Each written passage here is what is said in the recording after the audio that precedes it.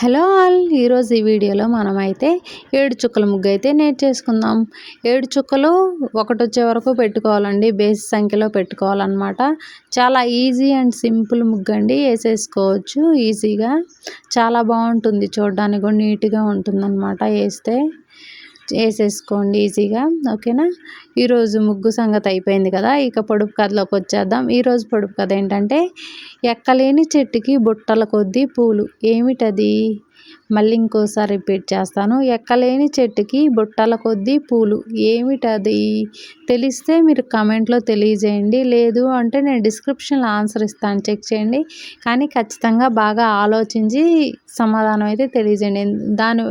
మనం బాగా ఆలోచించడం వల్ల మన బ్రెయిన్ కూడా బాగా షార్ప్గా పనిచేసిద్ది అనమాట. కాబట్టి ఖచ్చితంగా ఆలోచించి సమాధానం తెలియజేయండి. ఓకేనా.